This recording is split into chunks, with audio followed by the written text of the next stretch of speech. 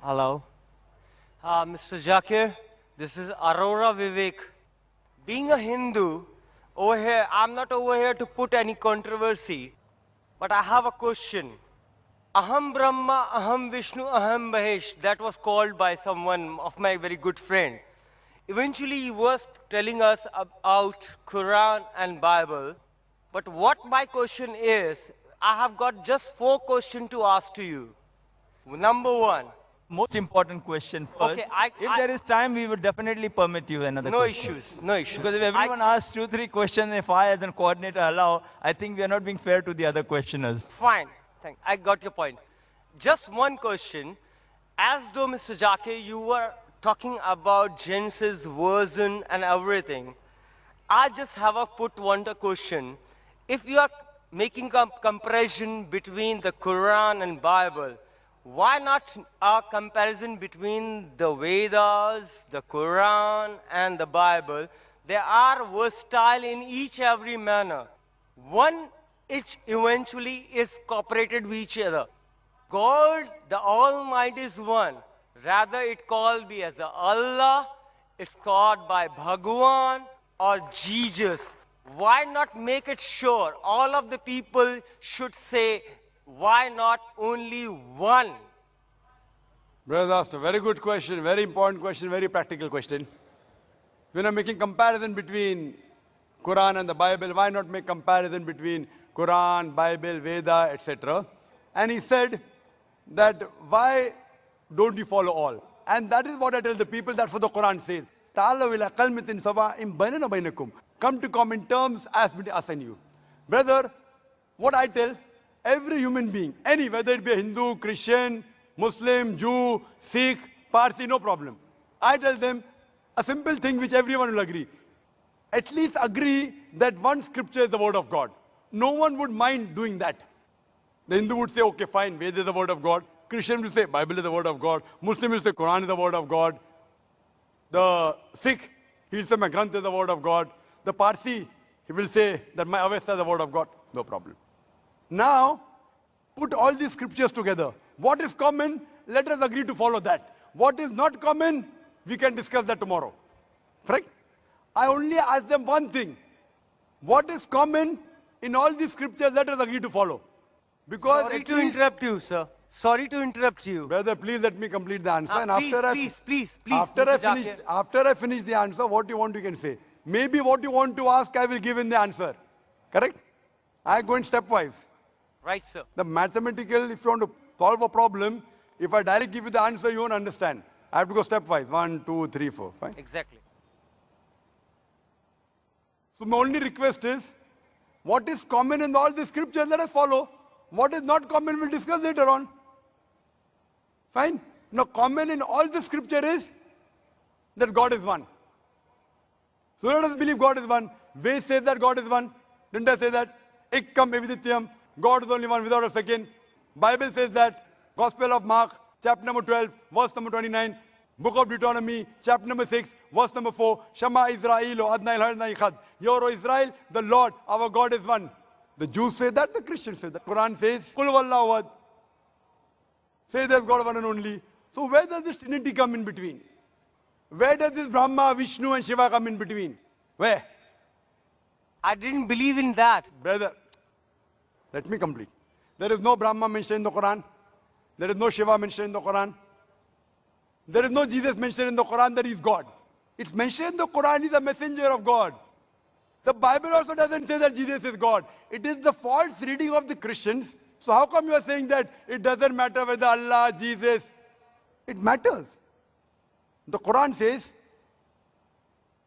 in Surah Isra, chapter number 17, verse number 110, Qulidullah abidur rahman ayamatadu falal asmaul husna. Say, call upon him by Allah or by Rahman. By whichever name you call upon him, to him belong the most beautiful names. It should be a beautiful name. It should not conjure up a mental picture. It should be a true name. You can't give a false name to God. You can't insult God. You can't belittle God. Some people tell me, what difference does it make? You call Pani, you call water, you call Tani. No problem. If you call Pani, you say in Hindi. Tani, you say in Tamil. Moya or Mai, you say in Arabic. Jal, You say in Hindi, no problem. You can call by any name. But then, one morning, my friend comes and tells me, every morning I have water.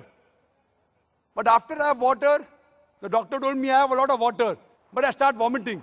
I said, why? No, the water is yellowish. The doctor told him to have water.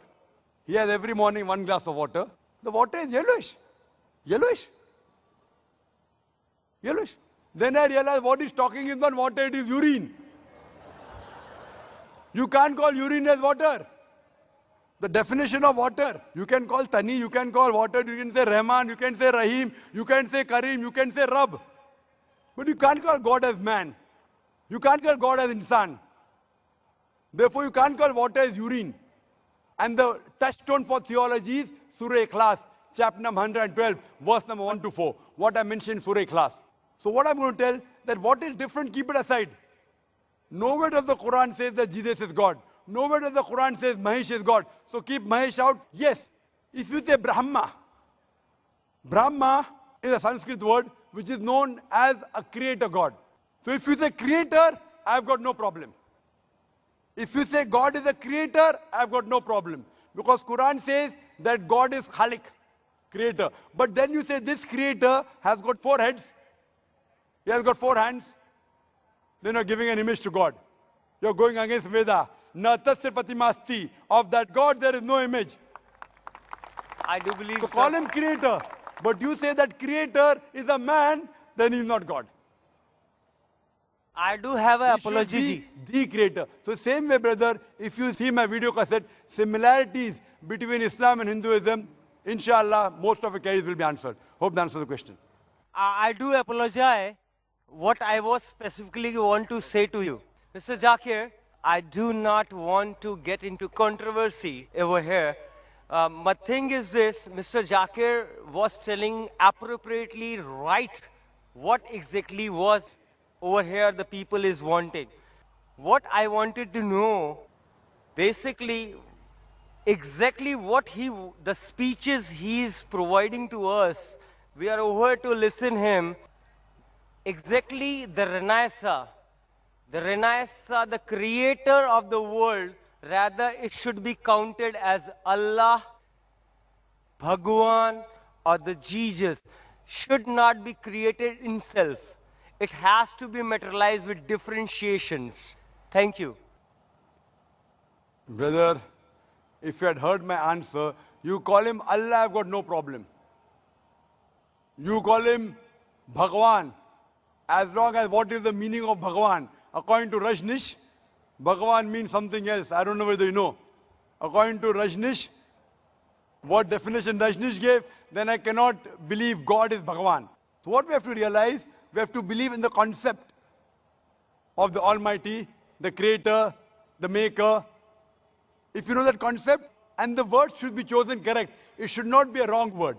And what word is common between the scriptures, we have got no objection. But Jesus, as you again mentioned, is not common in the Bible and the Quran. Quran says Jesus is the prophet of God, and even the Bible says the prophet of God, but the Christians, they misunderstand that Jesus claimed divinity. So if the Christians, they misunderstand the Bible, why should I agree with the misunderstanding? I have to clarify that. I have not come here to create a controversy. I have come here to come to common terms. Come to common terms as between us and you. I'm Dr. Pooja Arora. I'm from Sion Hospital. I'm a physiotherapist. So I totally agree with you.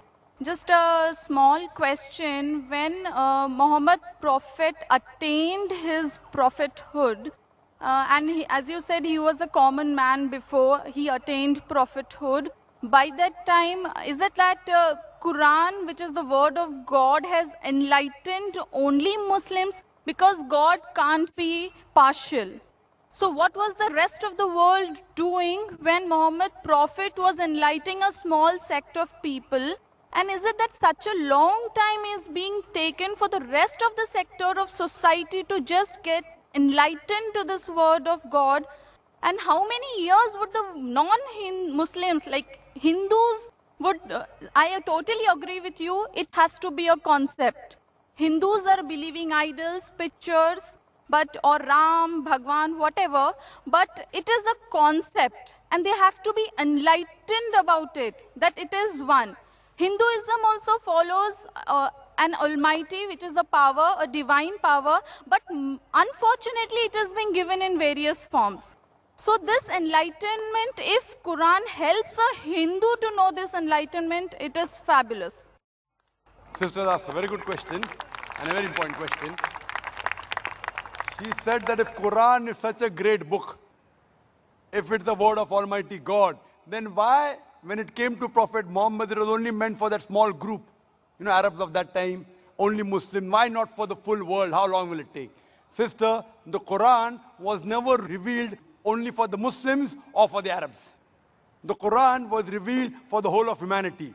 It's mentioned in Surah Ibrahim, chapter number 14, verse number 1. In Surah Ibrahim, chapter number 14, verse number 52. In Surah Baqarah, chapter number 2, verse number 185. And Surah Zumur, chapter number 39, verse number 41. That the Quran was sent for the whole of humanity. Time is short, therefore I'm only giving references, not the quotations. So Quran was not sent only for the Muslims and the Arabs. The Quran was sent for the whole of humanity. And Prophet Muhammad, peace be upon him, he was not sent only for the Muslims or the Arabs. The Quran says in Surah Anbiya, chapter number 21, verse number 107. وَمَا أَرْسَلْنَاكَ إِلَّا رَحْمَةً لِلْعَالَمِينَ, that we have sent thee not but as a mercy to all the human beings, as a mercy to all the worlds, as a mercy to all the creatures. The message is repeated in Surah Sabah, chapter number 34, verse number 28, that Prophet Muhammad, peace be upon him, is sent as a universal messenger, giving glad tidings and warning them against sins. But most of the human beings yet do not know. Now this verse of the Quran says, most of the human beings yet do not know. That's the reason, sister, we are having such conferences. It's the duty of every Muslim that should convey the word of Almighty God to all the human beings. So one more thing, sir. Can I It ask? may take time, but better late than never, sister. Better late than never. And everyone who claims to be a Muslim may not be a practicing Muslim. He may have a name, Abdullah, Zakir, Muhammad, Sultan, but he may not be a practicing Muslim. Similarly, as you rightly said, in Hinduism, you don't follow your scriptures. But yet, the religion which is the maximum followed, not only by lip service, but in practice today, it is Islam, number one. In numbers, Christianity, it is close to 2 billion. Muslims claiming is 1.3 billion. But the people practicing the religion, number one is Islam. Percentage-wise, it is the largest. So these lectures are mainly those small percentage of Muslims who are not following Islam correctly, to get them closer to Islam. And to those non-Muslims, we want to give the message of peace, the message of love, and prove to the world that there is only one God. The ultimate peace can only come if you submit a will to Almighty God. That's the only way to get ultimate peace in this world and the hereafter. So that is the reason, sister, we are having such conferences. We have a satellite channel, Peace TV, where every day more than 60 million people, they are watching it.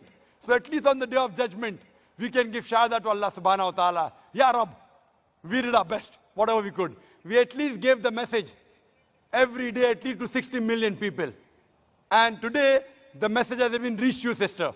So tomorrow, on the day of judgment, I can tell to Almighty God, I gave the message to the sister. Whether you accept or not is in your hand, sister. I just want to add, can I? Thank you very much, sir. Just one more thing, because God is impartial, so on the day of judgment, as you did a partiality that non-Muslims should be given first priority to ask their questions, God is impartial. So if Hindus stop believing in idols and pictures and they start believing in the Almighty, which has got no form, no shape, and on the day of judgment, is it that they will be not behaved as Muslims by God? No, it is not like that. It is the concept which is there in Hinduism, the misbelief that is followed in forms. But following Hindu religion is not wrong, but following, because your aim is God, He is the supreme, He should not have form. But if this message is reached to Hinduism, you have won it. Very good, sister. Very good question. Thank you, sir. Regarding we being partial and impartial, there can be two different views from your side. Because we're partial, At least you could ask a question.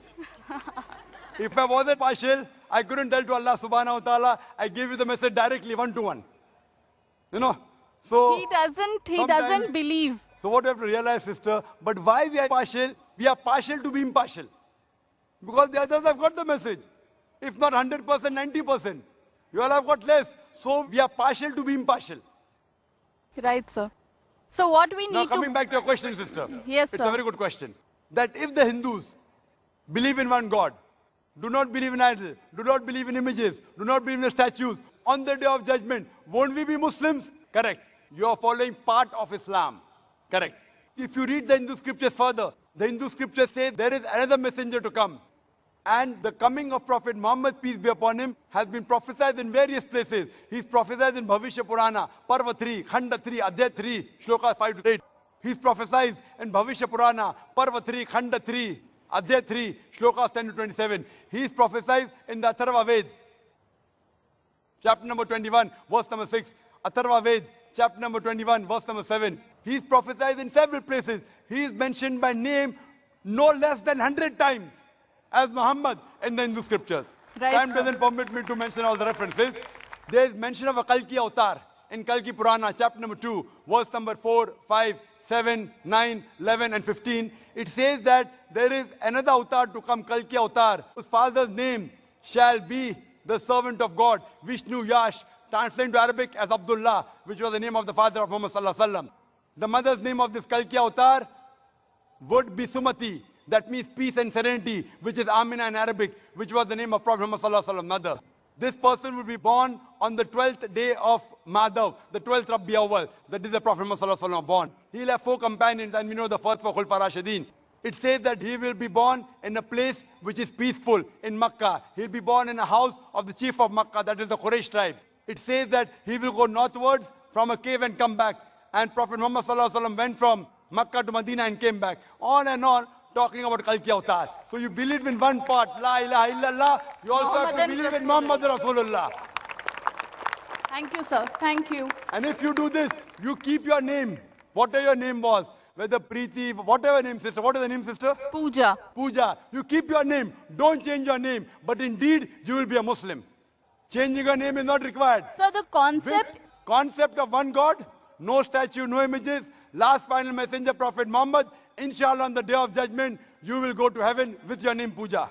so the pathways are different. The only thing is the goal should be the same. That is No, what sister. I believe.